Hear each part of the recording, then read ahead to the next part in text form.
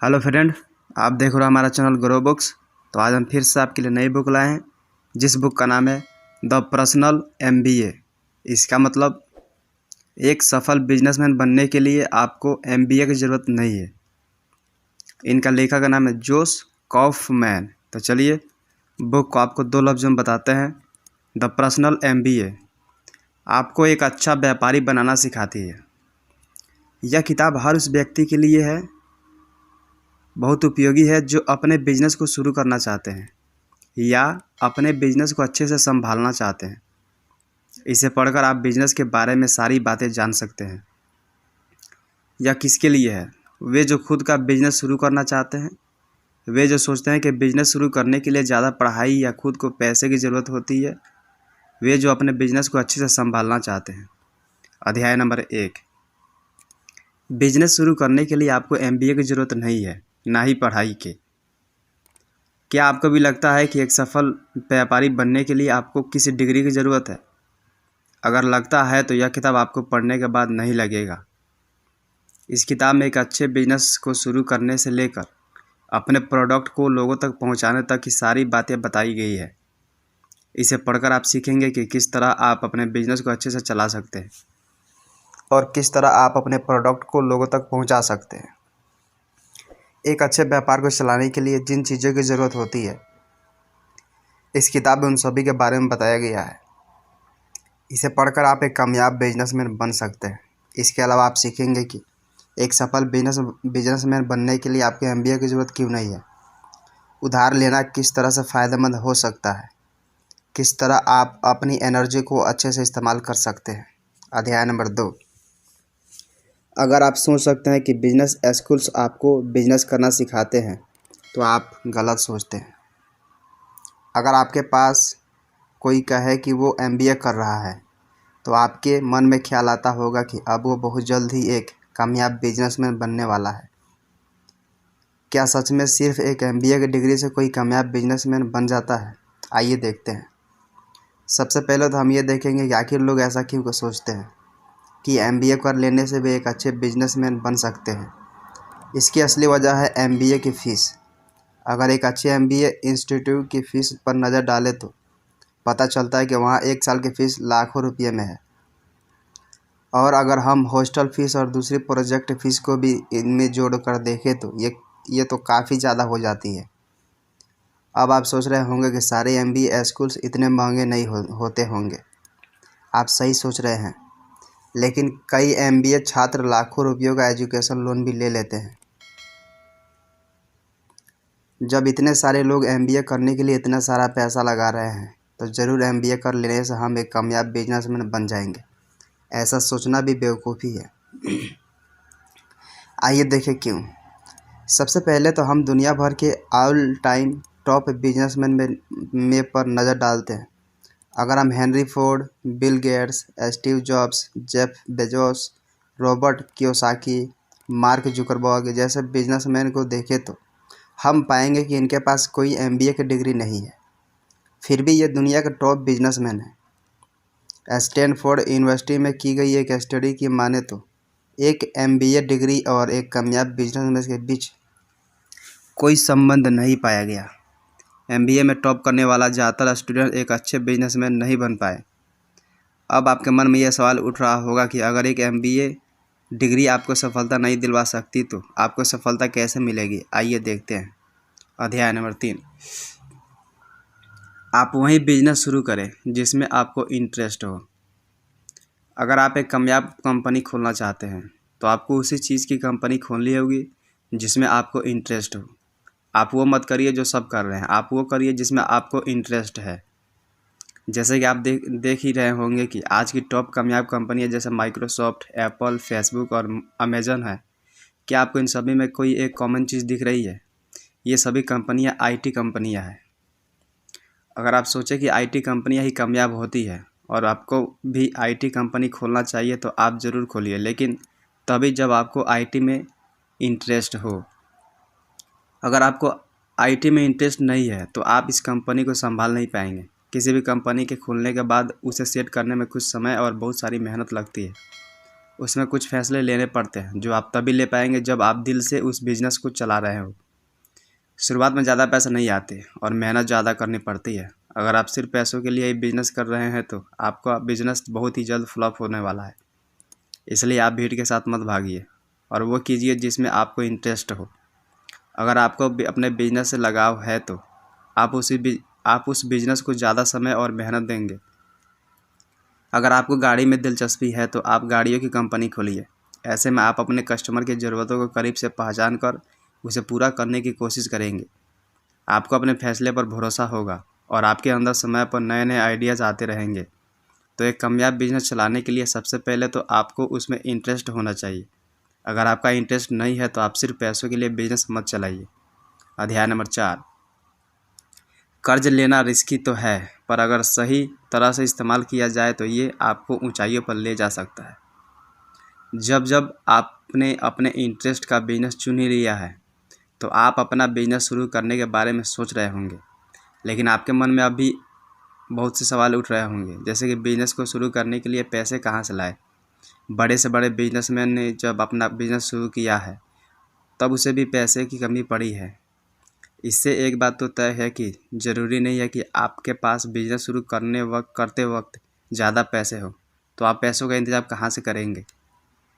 एक शब्द में इसका जवाब है उधार। उधार एक ऐसी चीज़ है तो आपके फ़ायदे या नुकसान को बढ़ा देती है। आइए देखिए कैसे। मान लीजिए कि आपको म्यूजिक में इंटरेस्ट है। आपके दिमाग में एक ऐसा म्यूजिकल डिवाइस आया है जो कि लोगों को बहुत पसंद आ सकता है। आपने अपना बिजनेस शुरू करने के लिए 50 लाख रुपया उधार लिए है और अपना बिजनेस शुरू कर दिया। अब दो बातें हो सकती है। अगर आपका बिजनेस बहुत सफल रहा है और लोगों को वाकई आपकी म्यूजिक डिवाइस पसंद आई तो आप कुछ महीने में ही अपने सारे कर्ज से छुटकारा पाकर अमीर बन सकते हैं। आपने एक कामयाब कंपनी खोली जिसमें आपका अपना एक भी रुपया नहीं लगा, लेकिन अगर आपकी डिवाइस लोगों को पसंद नहीं आई तो आपकी कंपनी फ्लॉप हो सकती है और 50 लाख रुपये के कर्ज में आ सकते हैं। तो इससे आपको ये सबक मिलती है कि उधार लेने से आप बहुत ही जल्दी और बहुत आसानी से या तो अमीर बन सकते हैं या तो कर्ज में डूब सकते हैं। इसलिए आप इसका इस्तेमाल सोच समझ कर सकते हैं। अध्याय नंबर 5, आपके प्रोडक्ट से लोगों की ज़रूरत पूरी होनी चाहिए। ये बहुत ज़रूरी है कि आपके प्रोडक्ट और लोगों की ज़रूरतों में एक कनेक्शन हो। अगर ऐसा नहीं है तो आपका प्रोडक्ट किसी भी काम का नहीं। लोगों को अलग अलग वक्त पर अलग अलग चीज़ों की ज़रूरत पड़ती है। आइए इसे एक उदाहरण से समझते हैं। कुछ साल पहले उत्तराखंड में बादल फटने की वजह से बाढ़ आई थी। लोग पहाड़ों पर भगवान के दर्शन के लिए गए थे, लेकिन बाढ़ की वजह से वापस आने के रास्ते बंद हो गए थे।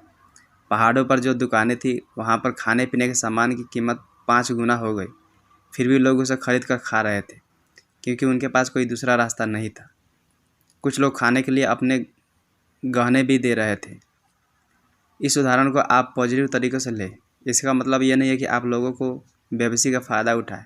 इसका मतलब है कि आप लोगों की उन ज़रूरतों को पहचान कर प्रोडक्ट बनाए जिसके लिए वो हंसी खुशी आपको पैसा दे। लेकिन लोगों की ज़रूरत क्या है? इसका जवाब हार्वर्ड के प्रोफेसर नितिन नोहरिया और पॉल लॉरेंस ने दिया है। लोगों की 4 ज़रूरतें हो सकती हैं। पहली, चीज़ों को इकट्ठा करने की ख्वाहिश। फेसबुक और ट्विटर पर लोग लाइक्स, कमेंट्स और फॉलोअर्स इकट्ठा करते हैं।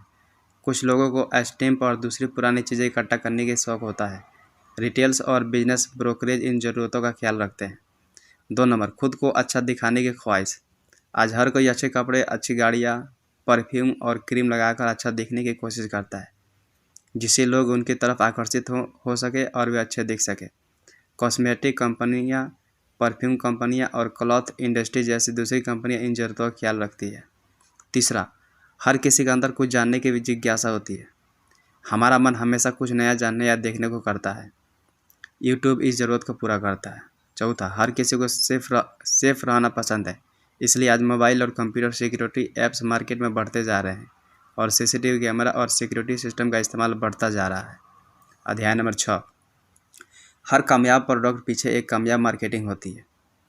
जब जब आपने अपना प्रोडक्ट बना लिया है तो आपको अपने प्रोडक्ट को एडवर्टाइज़ करना होगा। आइए देखें कि आप किस तरह से अपने प्रोडक्ट को लोगों तक पहुंचा सकते हैं। आपका प्रोडक्ट भले ही लाखों में एक क्यों ना हो, अगर लोग उसके बारे में जानेंगे नहीं तो उसका इस्तेमाल भी नहीं करेंगे। इसलिए सबसे पहले आपको अपने प्रोडक्ट को एडवर्टाइज कर लोगों को अपने प्रोडक्ट के बारे में बताना होगा। आज की दुनिया के हर कोने में एडवर्टाइजमेंट है। सभी लोग अपने प्रोडक्ट्स को न्यूज़पेपर से, टीवी से, इंटरनेट से या फिर पोस्टर से लोगों तक पहुंचा रहे हैं। ऐसे में ज़रूरी है कि आपके प्रोडक्ट की ऐड सबसे अलग हो। आपके प्रोडक्ट की ऐड ऐसी होनी चाहिए जिसे देखकर कस्टमर उसकी तरफ आकर्षित हो। भले ही आपका प्रोडक्ट बहुत ही सिंपल हो, लेकिन उसकी एडवर्टाइजमेंट शानदार होनी चाहिए। लेकिन लोग आपके प्रोडक्ट पर भरोसा क्यों करेंगे? इसके लिए आप टेस्टिमोनियल्स का इस्तेमाल कर सकते हैं। जैसे कि अगर आप बुजुर्ग लोगों के घुटनों के दर्द के इलाज के लिए कोई प्रोडक्ट बना रहे हैं, तो आपको अपने उस प्रोडक्ट के लिए एक टेस्टिमोनियल तैयार करना होगा। अगर एक बुजुर्ग आपके एडवर्टाइजमेंट्स में यह कह दे कि आपका प्रोडक्ट उसके घुटनों के दर्द के इलाज के लिए एक वरदान साबित हुआ है, तो लोग आपके प्रोडक्ट पर भरोसा ज़रूर करेंगे। अगर कस्टमर ने आपका प्रोडक्ट ख़रीद लिया तो ये बहुत ज़रूरी है कि आपके प्रोडक्ट से उसे भी फ़ायदा हो। अगर आपने सिर्फ दिखावे के लिए टेस्टिमोनियल तैयार किया है तो आपका प्रोडक्ट ज़्यादा दिन तक नहीं टिकने वाला है। जैसे कि पहले ही कहा गया है कि आपके प्रोडक्ट और लोगों की ज़रूरतों में एक कनेक्शन होना चाहिए। अगर आपके प्रोडक्ट से उनकी ज़रूरत पूरी नहीं होती तो वे आपका प्रोडक्ट नहीं खरीदेंगे। अध्याय नंबर 7, एक अच्छा बिजनेसमैन बनने के लिए आपको डील करना आना चाहिए। अक्सर ऐसा होता है कि हमारा प्रोडक्ट हर तरह से ठीक होने पर भी लोग उसे नहीं खरीदते। लोग आपके प्रोडक्ट को बिना वजह ही ना बोल देते हैं। इसके पीछे का एक वजह होती है। आइए देखें कि वो वजह क्या है और आप किस तरह से इस परेशानी का हल निकाल सकते हैं। सबसे पहले तो आपको ये जानने की कोशिश करनी होगी कि आपका कस्टमर आपको ना क्यों बोल रहा है। आइए हर एक सवाल का जवाब देखें। क्या उसे आपके प्रोडक्ट की ज़रूरत नहीं है? अगर ऐसा है तो आपको कस्टमर को अपने प्रोडक्ट के फ़ायदे के बारे में बताकर ये यकीन दिलाना होगा कि उसे आपके प्रोडक्ट की ज़रूरत क्यों है। मान लीजिए कि आपके कस्टमर का कहा है कि उसे आपके नए म्यूजिकल डिवाइस की ज़रूरत नहीं है क्योंकि वो अपने फ़ोन में गाने सुन लेता है। ऐसे में आपको उस म्यूजिकल डिवाइस के उन फ़ायदों के बारे में बताना होगा जो कि मोबाइल पूरी नहीं कर पा रही है। क्या उसे आपका प्रोडक्ट बहुत महंगा लग रहा है? अगर ऐसा है तो आप अपने प्रोडक्ट पर कुछ समय के लिए डिस्काउंट दे सकते हैं या फिर आप अपने कस्टमर को यकीन दिला सकते हैं कि उनके पैसे बेकार नहीं जाएंगे। आपके प्रोडक्ट से उन्हें ज़रूर फ़ायदा होगा। क्या उन्हें आपके प्रोडक्ट पर भरोसा नहीं है? ऐसे में आप उन्हें एक ऑफ़र दे सकते हैं। आप अपने कस्टमर को ये ऑफ़र दीजिए कि अगर उन्हें आपका प्रोडक्ट अच्छा नहीं लगता है तो वे उसे वापस कर सकते हैं और बदले में उन्हें उनके सारे पैसे लौटा दिए जाएंगे। इसके लिए आपको सबसे पहले अपने प्रोडक्ट पर भरोसा होना चाहिए। आपको भरोसा होना चाहिए कि लोग अगर एक बार आपका प्रोडक्ट इस्तेमाल करेंगे तो वे वापस नहीं करेंगे। इस तरह आप लोगों का भरोसा जीत सकते हैं और आप चाहे कितना भी अच्छा प्रोडक्ट बना लो, इक्का दुक्का लोग उसे वापस करेंगे ही। इसके लिए आप हमेशा तैयार रहिए। अध्याय नंबर 8, किसी भी डील को अच्छी डील में बदलने के लिए आपको मोल भाव करना आना चाहिए। अगर आप चाहते हैं कि आपको हमेशा अच्छी से अच्छी डील मिले तो आपके अंदर ये खूबी होना चाहिए कि आप डील को अच्छी से डील में बदल सके। लेकिन कैसे? इसका जवाब है मोल भाव करके। मोल भाव से बहुत सारे स्टेप्स होते हैं। इसके लिए आपको सबसे पहले तैयारी करनी चाहिए। आइए देखें कि आपकी तैयारी कैसा होनी चाहिए। सबसे पहले तो आपको यह देखना होगा कि आप किसके साथ मोल भाव कर रहे हैं। आप इस बात का हमेशा ख्याल रखें कि आप उसी आदमी से मोल भाव करें जो कंपनी के अहम फैसले लेता हो, ना कि उससे जो आपको कंपनी के ऑफ़र के बारे में बता रहा हो। इसके बाद आती है मोल भाव की जगह। आप उस जगह पर मीटिंग बुलाइए जहां पर आप पूरे कॉन्फिडेंस के साथ अपनी बात कह सकें। अगर आपको लगता है कि आप ऑनलाइन मीटिंग में ज़्यादा कॉन्फिडेंट होंगे और अपनी बातों को आसानी से कह सकेंगे तो आप ऑनलाइन मीटिंग ही बुलाइए। अब जब आपने जगह भी तय कर ली तो आपको अपनी शर्तों पर एक नज़र डालनी होगी। आप ये पहले ही तय कर लीजिए कि आप क्या चाहते हैं। अगर मोल भाव अच्छे से ना हो पाए तो आपको क्या करना चाहिए। इन बातों को आप पहले ही सोच लीजिए जिससे कि आपको बाद में परेशानी ना हो। अब आप मीटिंग करने के लिए तैयार हैं।